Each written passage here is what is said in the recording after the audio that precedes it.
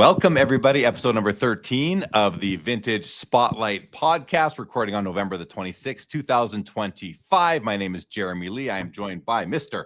Leighton Sheldon. Leighton, it's good to be back here in the studio with you, episode 13 of our shared podcast. How are you doing today? I'm grateful to be here, grateful for the holiday season upon us, and spending some time with, friends and family, and spending time with you today, right? As you were just discussing off air, it really is like now everything is kind of aside that was going on for the day, and we're here. Exactly.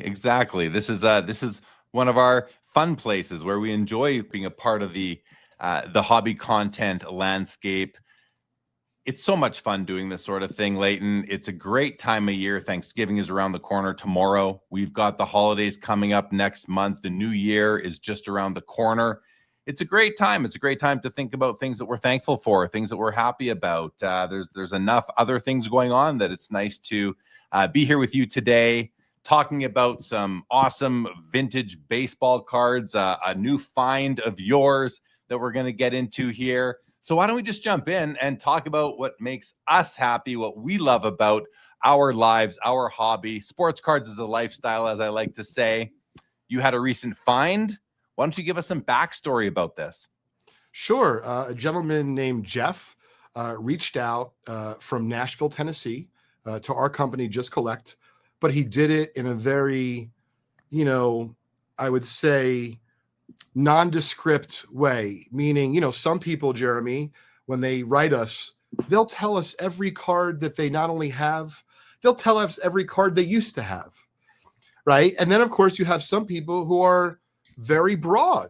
So Jeff tended to be more towards the broad end. So he said, hey, I have some vintage cards, some older ones as well.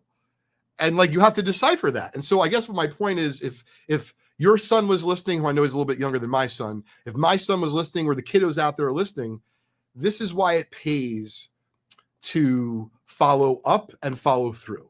Because you could have very easily read this email and said, this guy's got reprints, or he's got cards from the 70s, and he doesn't have anything worth anything. But I've trained the team here to try to ask just a couple more questions. And that's what we did. Now, upon asking more questions, one of the things we definitively ask, and of course, we'd love if you give this up front, but some people, they don't know how to send the photos or if we even want the photos. Let me just explain to you something. If you are dealing with anything with a physical object, and you're reaching out to a company over the internet. So if you're selling a rare vase, or you want to know about your mother-in-law's rare doll, right? Or your dad's rare stamp that he's been telling you about since you've been 11. Let me tell you what the auction house or the buyer or the appraiser needs from you beyond the story is they need photos. So we got some photos, Jeremy, and that's when things started cooking. Because I think he kind of slow rolled us. He didn't do it intentionally, but he's showing us some 50s and 60s, some 70s and 80s, and he's real proud. He's like, do you remember 1984 Donruss? I'm like, yeah. He's like, we opened a box or two. Great. What do you have that's a little bit older? And then as we're filing through the images, he's like, these cards belong, I don't know if they belong to my dad or my great-grandpa. I'm like, oh, that's literally like music to my ears. Because even though, don't get me wrong, Jeremy, there's still a chance that they're not worth anything or that they're reprints, that's when you start to get into much better chance territory. And lo and behold, we saw the images. And from the fronts, to be fair, for those that don't know, this find spanned from the 1910s to the 1960s. But the cream of the crop were these T215 Red Cross tobacco cards from the 1910 to 1912 time period. And he had precisely 18 of them. And if you look at them, though, from the front, unless you have the Type 2s, which we'll get into with the blue lettering, they literally look identical to T206s. So when you see the fronts, I literally saw him a couple with the blue writing on the front. I'm like, oh, he's got a couple of T213s. Jeremy, I see the backs on the next image, and I'm like, I literally say to John right away, he started doing this. He takes out his phone and he'll record me because sometimes you say things in the heat of the moment, Jeremy, like, for example, I'll give you a bonus. I'll do anything it takes to get this lead. Those kinds of things, if you will. And they all came out of my mouth, spewing left and right, one at a time. He's like, so I guess you want the collection, Leighton? I'm like, John, even if we break even on this collection, this is historically very important to the hobby. And we need to do whatever we can to try to get it. But to be clear, when the family first reached out, I appreciate when folks do this. He didn't want to get our hopes up. He was in a situation where they were really just trying to find out about the value of the cards. As you can imagine, Jeremy, even though that's challenging, I had to do what he asked. And that's what we did. And that's where kind of the journey started. Oh, sounds like a lot of fun. What a great email to get. And of course, the pictures. A couple of questions come to mind for me. The first one has to do with like the authenticity of the cards themselves. Now, I'm sure you're qualifying these leads as you review them and you're looking at the communication. Maybe you're on the phone. You're trying to assess the seller's honesty. Their knowledge of where they even got them from. So the first question is, how do you, when this happens, how do you sort of stay calm, not get too excited, because you want to make sure that these are even authentic in the first place? Is that something that crossed your mind in that heat of the moment, or were you so comfortable because of the other intangible things that you felt from this person? Those are great questions, Jeremy. So first thing is, the provenance is really important to me. So something, and I don't remember how all the facts kind of played out, but I know very early on, whether it be this collection or any other, I always ask about, where did they come from? And it's okay. Did they get them out of packs? Did they come from Little Billy? Did they come from Cousin Frankie? Did you find them in the trash? There's no wrong answer, but I still want to hear it from you. And I think concurrently, now to be fair, I consider myself to be a vintage card expert. So when I saw the images, I knew right away that they looked authentic to me. Without physically seeing them in person, they were 99.9%. I felt comfortable. That being said, the next question I asked John to ask this gentleman was, where do the cards come from? And it was as if he had done the research himself. He's like, oh, well, my dad and my grandpa grew up in Louisiana. I'm like, uh-huh. And that's, by the way, where the cards were largely distributed. If they were actually distributed anywhere else, no one really knows. But everyone right now, the consensus in the hobby is that the cards were distributed in Louisiana, potentially just in the New Orleans area. So no one knows for sure. But that is where he grew up a little bit, and his father and his grandpa grew up their entire lives. So that kind of checked out. But to answer your question a little bit more succinctly, yes, 100%. It doesn't mean that if the provenance doesn't line up, the cards can still be real, Jeremy. But I would say from our standpoint as treasure hunters, we like to be able to not only buy the collections, but we want to preserve hobby history. And the only way to do that is to understand the provenance and the story behind it. Remember, we produce a video on almost every substantial collection we purchase. We do a blog on every substantial collection we purchase. So there's a lot that goes into that, which means we need input. We need data. Yeah, I love it. I mean, it's, authenticity, provenance are things that are probably on your checklist, even your training manual when you bring someone new into the Just Collect family who's out there generating leads for you. You mentioned in the story that it was difficult or challenging to just give the value and not try to buy the cards right away. But that's what you do, is you buy and sell cards for a living. That's what Just Collect does. How do you, and even that, maybe just address it with this particular situation, how did you get this Jeff, his family, how did you get them over the hump from just wanting to know what they're worth to being willing to sell them to you? Because that was your goal, obviously. That's what you want to happen.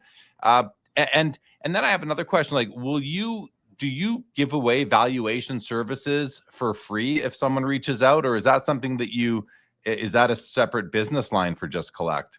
Sure. So these are great questions. So let me answer the second question first, because it's pretty straightforward. So Jeremy, let's just say you had a collection of 1,000 cards, graded or ungraded, they're all valuable. Whether it be you want to hire me on an hourly basis or on a project-based basis to give you an appraisal, we offer those services, but it's generally not what I like to do to earn revenue for our company. It's just not. And so the reason why I offer those services largely for free is the way I'll do it, for example, is let's say you have 1,000 cards and you said, Leighton, just because I want to see one day if I sell my cards, how does your process work? Could you appraise a dozen cards for me? I would say, sure, I could do it for free. I'll let you know not only what I think they're worth, I'll let you know what I can pay for them. To be fair, I'll date it. And for anyone listening, we offer our appraisal / offers for 7 days. And the reason is because those can change, sometimes even faster than 7 days.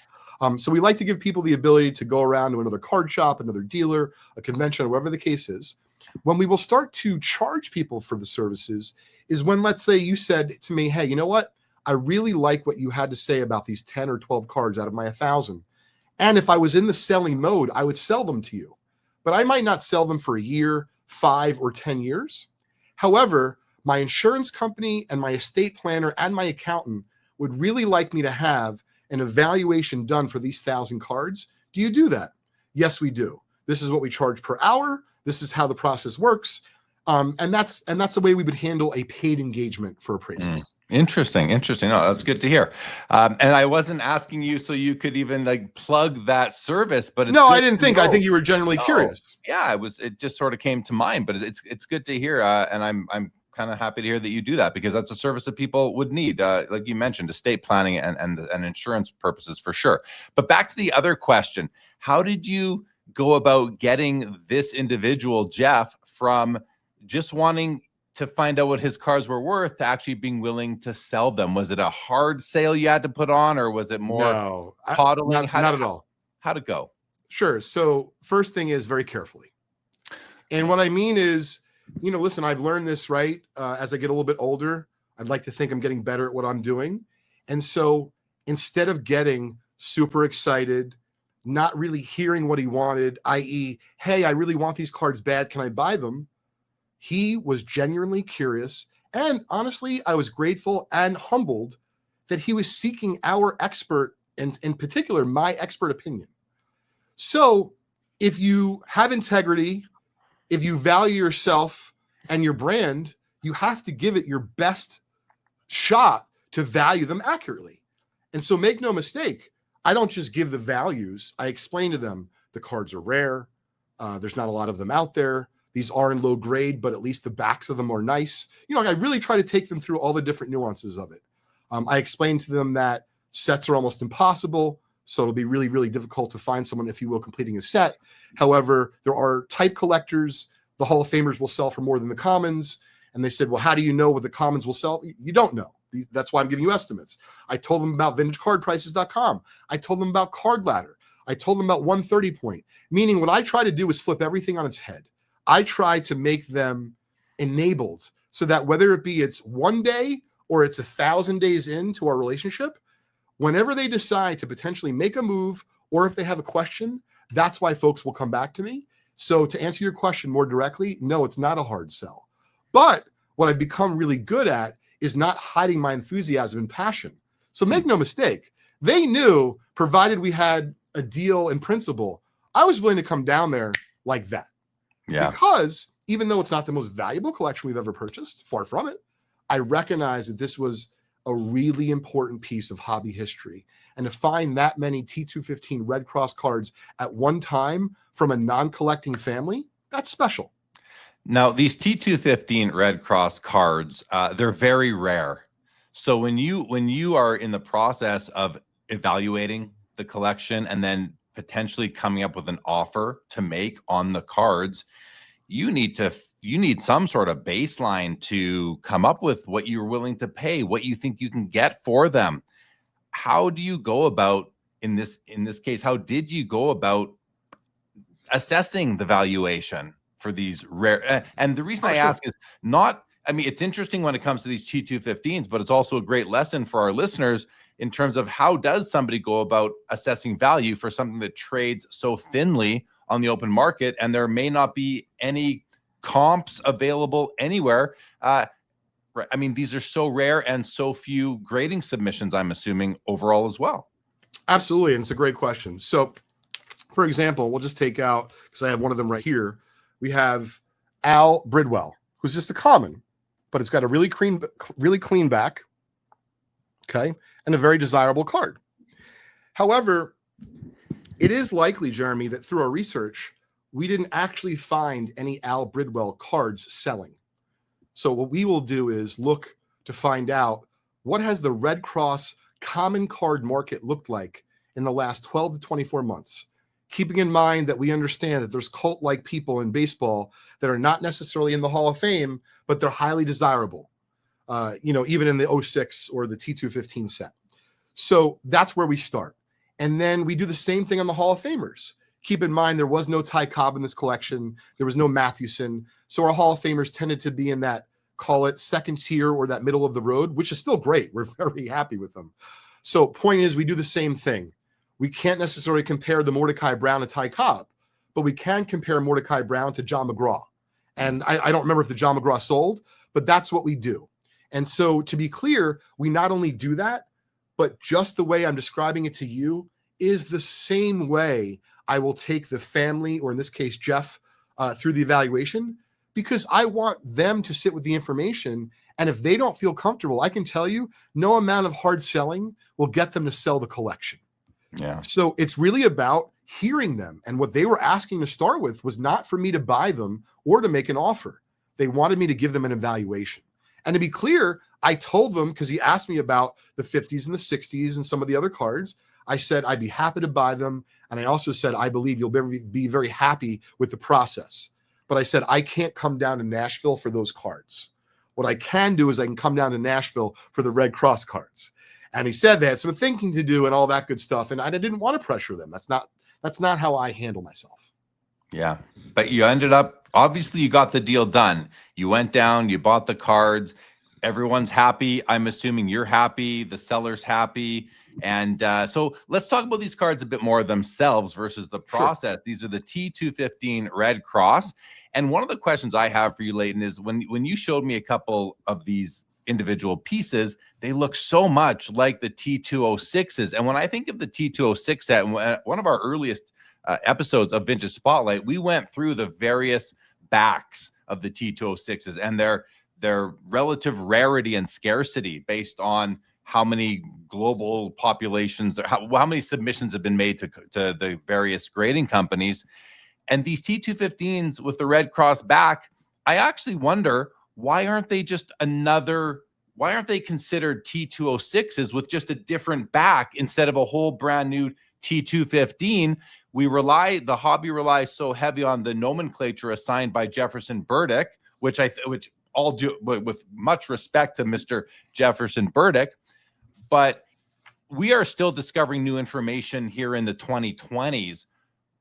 I wonder, was Mr. Burdick privy to information back in the 1930s and 40s that we were not aware of, 50s and 60s? I don't even know when he wrote that first book. I've seen it, I don't remember.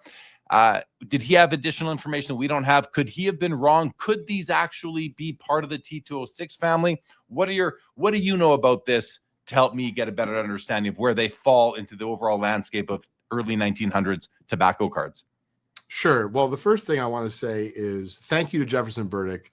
And if there is one hobby person I could meet that's dead, he would certainly be very high on the list.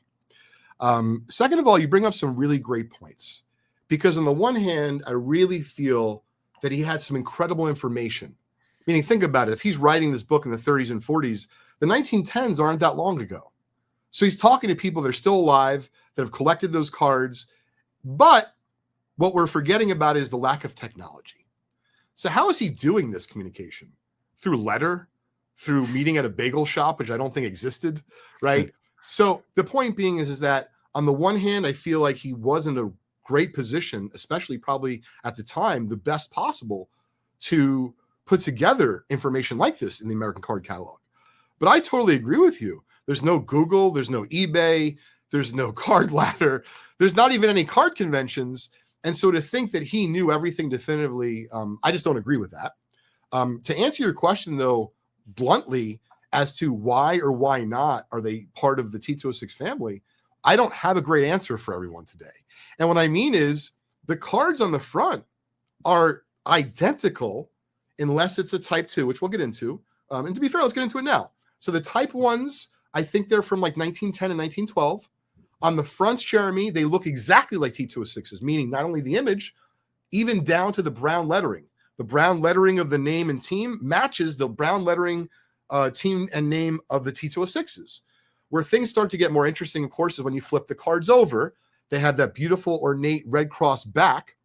And if you fast forward a couple of years, I think when I say they, I don't know if it's Jefferson Burdick or whoever's part of they, claim that the Red Cross Type 2 cards were produced just a little bit later, from like that 1913 and 1915 time period. And the stark difference in those is the lettering on the front of both the name of the player and the team is done in blue. And for whatever it's worth, I actually think those are cooler, because at least those are different than T206s. And so I kind of want to ask the audience who's watching our show, both, on YouTube, but also might be listening to this, let's say on Apple or Spotify.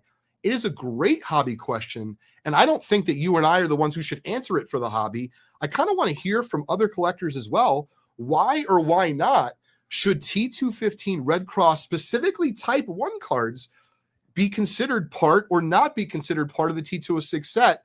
I don't have the answer, but I'd love to hear more discussion about it. Well, I can't help but think about it. And one of the thoughts that does come into my mind is what you mentioned earlier, was that these T215 Red Cross tobacco cards were, as far as we know, only distributed in Louisiana and maybe only New Orleans.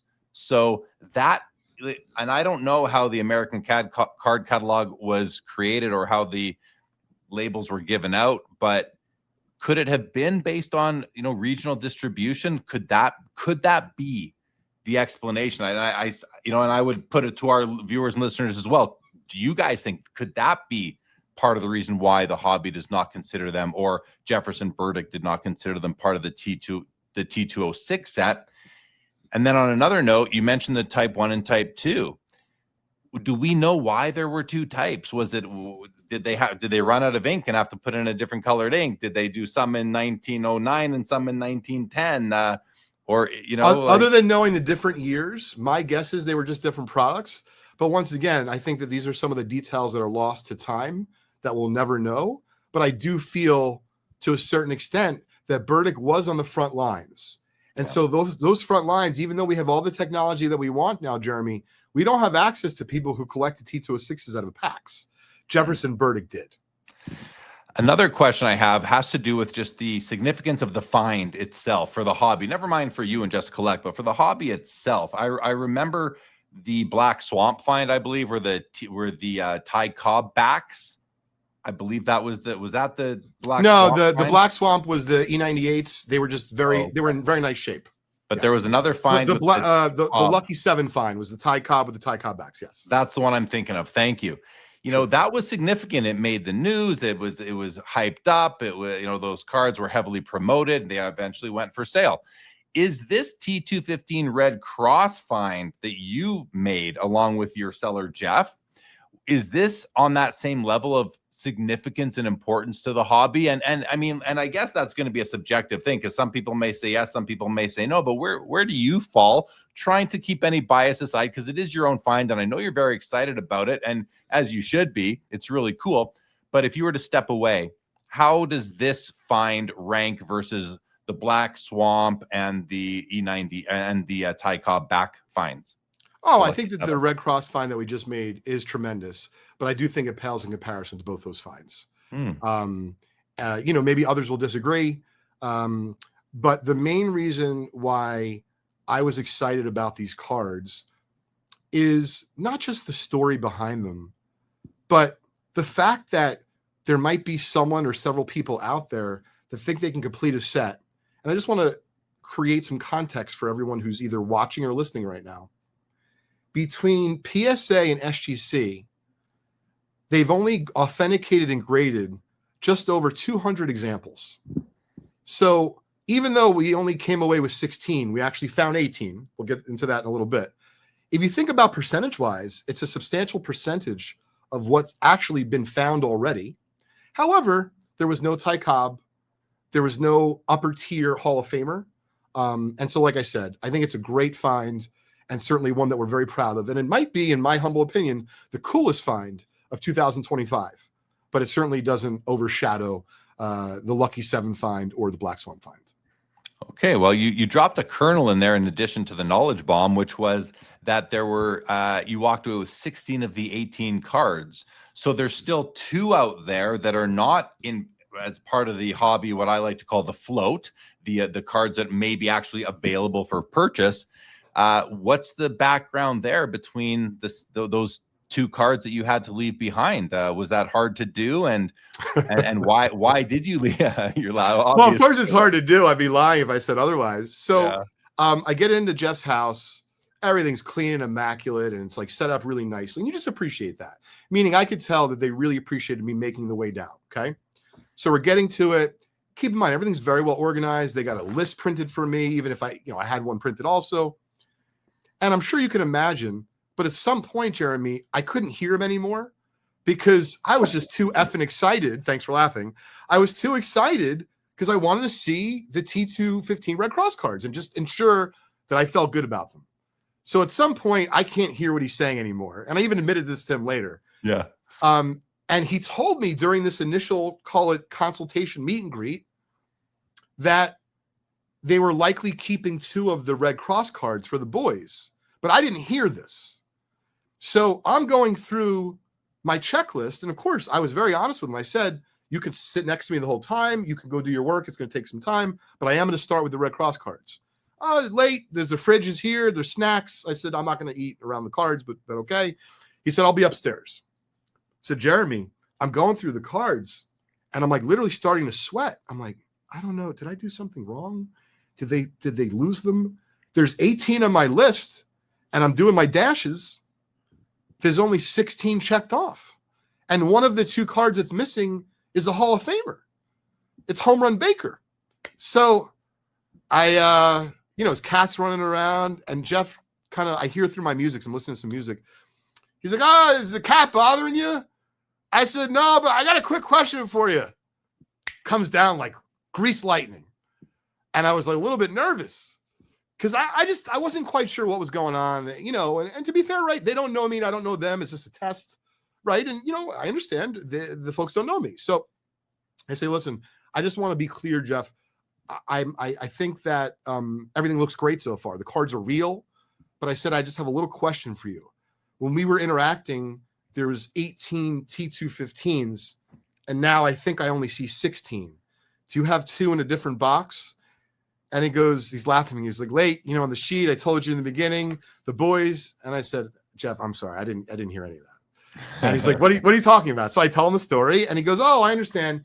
So long story short, he has 2 boys that are a little bit older than my son, very active in sports. And they actually are kind of collectors as well. Not so much the old stuff, but this is beautiful. So he's telling me, he said, the boys really wanted to have kind of like 1 card each from the Red Cross as they decided. It's hard for me to, what am I going to say? No, I mean, they're not my cards. They're his cards. So then I said, just out of curiosity, like, could I give you a common for the Home Run Baker? Like you'd still have 2 cards.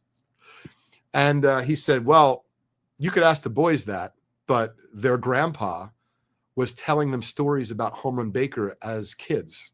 And I knew that I was effed right then and there. But you look at the glass as half full or mostly full because you're getting 16 of the 18, or do you throw a hissy fit and say, you told me, and of course that's not the right move. And I respect the process. I recognize that until an exchange happens of money for cards, even though I'm in his home, Jeremy, those cards do not belong to me yet. So I took that L, if you will, and I moved on and I said, Leighton, it's okay. I swear to God, I was talking to myself, like much of you do. Like, I don't know if you played baseball growing up, but sometimes if a pitcher's throwing heat, you take that step out of the batter's box and you're like, you talk to yourself. You're like, listen, it's just a baseball. It's going to be okay. I literally said, I'm like, it's just 2 cards, Leighton. It's going to be fine. It's going to be fine. And that's what I did. So it worked out, all for the best. And really his 2 boys came home from school and we had a great time. I met them. I talked to them about the cards. I told them to do some research about Home Run Baker because he actually wasn't a home run hitter, but he was of the time. And I looked at some of their modern cards. And so we had a good time. What I really love about that piece is that it gives me even more comfort in the longevity of this hobby and the continuing importance of vintage cards, even to youngsters. These are a couple kids you said were not much older than your son, so I'm going to guess they're somewhere between 10 and 15 years old, and they wanted to hold on to a card that is 115 years old because their grandfather told them stories about the player. And that is nostalgia. And it may not be nostalgia for Home Run Baker, but it's nostalgia for the stories that their grandfather told them, and they're 10, 15 years old. That's something they could hold these for 60, 70 years from now, never to want to sell them. I think that's really cool. The other thing that I think it's great that you did is you talked to them, you spent some time, and you told them stories and educated them about Home Run Baker, especially if he wasn't that prolific of a home run hitter, although maybe for the time. But I think that that's, part of helping to grow the hobby, share the love, let them see your enthusiasm for these cards. I think that's just a really cool way to continue to support and grow the hobby. So kudos to you for doing that and for not throwing that hissy fit and being able to walk away and just understanding the situation that you were in. So you end up purchasing the collection. You get 16 of these T215 cards. They're very rare. What's your next step? Do you get them graded? Do you submit them to PSA, SGC? Do you list them for sale on your website? Where do you go with these now? And do you keep any for yourself? Well, the first place I'm going to go, just because it's really fun to do this, part of the reason why, and I've shared this before, my own podcast and others as well, I don't like getting cards graded right away because generally it allows me to hold on to them just a little bit longer. So for now, just enjoy. Here is all of them in their glory. And I realize there's some glare, but these are really, really cool. Can we see the other sides of them? Yeah, of course. No particular order. Yeah, they sure do look like T206s. Oh, very, very much so, Jeremy. Very much so. Yeah. Well, really cool stuff. Congratulations. Anything else before we move on the T215, these T215 Red Cross cards, Leighton? A couple other things. We have a surprise coming at the end of this episode. If you've stuck with us for this first 30 minutes or so, it might pay off for you. So stick around. We're gonna do something fun at the end. But anything else about these T215s before we have a couple announcements and start to wind up? No, overall, it was a great collection. I really did appreciate the family having me there. And I would say this, hopefully this comes off in the way that I intend. I really got the feeling from them that they sincerely appreciated me coming out to them and making that effort. And that was nice because it doesn't always happen like that. And on top of which, Nashville is such a beautiful place to visit. Now, they live just outside Nashville, but where I flew into was Nashville, and I stayed there. I had such a great time there, and I also took like some video and pictures when I went out, for the video we're going to make on the collection. I texted my friends from there and said, we have to do like a trip down here. So one of them was like, well, we don't have any bachelor parties coming up. And another one goes, well, how about someone else gets divorced and remarried? And like all of a sudden it went sideways pretty fast. But let's just say Nashville is a great place to visit, whether it be you're 16 or you're 86. There's a lot of action on the streets, a lot of live music, amazing barbecue. So I had a great time overall. And, in terms of the collection, that was clearly the highlight. But I want to give them, or I wanted to share one other part of the story. So I was feeling really good, like the whole time after the two missing cards. And then at the end, Jeff was insistent on having to talk to his wife.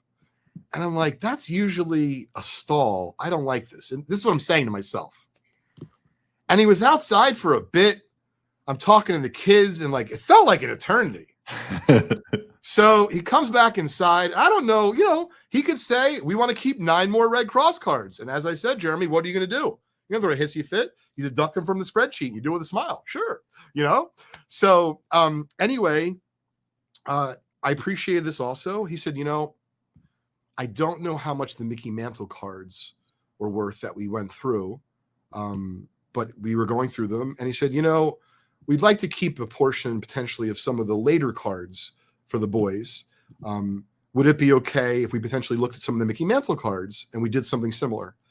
And I had, even though I love Mantle, I had much less attachment to those. And I even made a joke, like after they took back a couple, I said, I tell you what, I'll trade you a couple more for your Red Cross. And obviously it was received well because I still got the cards. Yeah. But they did keep not just one Red Cross each, but they did keep a handful of Mickey Mantle cards as well. Nice. And per your earlier point, I don't think they have any intention of selling them.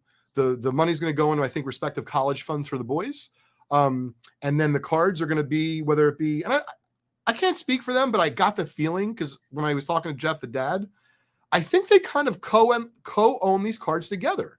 I don't think like Home Run Baker belongs to one of the boys and the Common belongs to the other. I think they're doing it jointly. And I tell you, it's really cool. Really yeah, cool. that's super cool. All right. Well, thanks for sharing the story. All right. Well, a couple of announcements, I suppose, before we wrap up this episode. The first one, I wanted to get an update from you on AuctionWire.ai, your new auction tracking software that is launching in beta very soon. Where are things at with that? What would you like to tell people about that as an update? Absolutely. I appreciate you asking, Jeremy. So AuctionWire.ai is coming soon to the internet near you. And we are in beta right now. We plan to be launching, and you can sign up, all being well, because obviously you can see without naming names, some things can happen technically, out there. We plan at the Philly show, which is not next weekend. It's the weekend after. So it's the second week in December. I think it's like the 12th and 13th or the 11th and 12th. We're going to be set up with Just Collect at the show. We'll be accepting people to sign up for AuctionWire. We'll be explaining to you all about the service if you'd like to learn about it. And while supplies last, we'll be giving out free t-shirts as well. Nice. Very cool. I received an email from Mark Mandel, one of your business partners, yesterday, I believe, mentioning that there were some t-shirts still available. So check that out, everybody. And then on behalf of myself, as I've announced on other platforms, Sports Cards Live, my book, which is just about done, has a few more steps to go, like final edit and design, but Pops and Comps will be available, I'm hoping by Christmas, but it might drift into the new year as well. And then finally, we have a Vintage Spotlight giveaway that you listening, if you've made it this far, you're one of the people who will have an opportunity to win a giveaway courtesy of Leighton and Just Collect. Why don't you share what it is you wanted to give away, Leighton? Sure. So I figured that there isn't a single collector that would be upset with getting an extra Mickey Mantle card. And for those that are out there that maybe do not own a Mickey Mantle card, I couldn't think of a cooler player to give away other than the Mick. And so, Jeremy, I think we're going to give this away. And all we're going to ask people to do to have a chance to win is simply say hi in the comments on YouTube. So to be clear, if you are listening to this on Spotify and Apple, if you can leave a comment, we will try to find your comments and include you in the randomizer. But all you have to do is leave a comment, say hi, where you're from, and simply let us know what you're actively collecting. And if you're no longer collecting, what did you used to collect? We'd love to hear from you. Yeah, I think it's really nice. That is a cool car. And I got to say, just from what you showed it on the screen, looks pretty nice for an SGC3. Oh, it's got good eye appeal. This came from a collection that, we bought raw. And as I was sharing with you off air, Jeremy, I just feel like that card's so cool. Like, yeah, it's triple printed, but as a kid, right, little 12-year-old Jeremy and Leighton, if you said to me, hey, kid, you want a 1958 Topps Mickey Mantle? I would have ran through a brick wall for it. So I just know for me, and I can speak, I believe, on behalf of you, to be able to produce content we enjoy, to give away some things from time to time to a community that we all love. I feel very grateful, extra grateful this year with Thanksgiving right around the corner. Yeah, absolutely. Well, very generous. If my book Pops and Comps was available, we'd be including a copy of that in that giveaway as well. So we'll save that for the new year. But well, this was fun, Leighton. Interesting to learn more about the T215s, hear about your big find. I mean, that is really cool. So congratulations on that. And I don't think you answered. Are you going to keep any of those T215s for yourself? I'm keeping at least one. At least one for the type collection. Pretty much. It's not going to be a flight. I don't think I can afford a flight for this. But I am hoping to keep a Hall of Famer. Nice. Really cool. All right. Well, congratulations. Thanks everybody for listening. If you are on Spotify or YouTube, we appreciate it. If you're on, Apple or Spotify listening on podcasts, we appreciate it. If you're watching on YouTube, leave a comment below enter into the giveaway for the Mickey Mantle card the Leighton is generously offering up. Thank you for joining us here on episode 13 of the Vintage Spotlight, recorded not live, but recorded on November the 26th, 2025. Happy Thanksgiving, everybody, and we will be back again next month.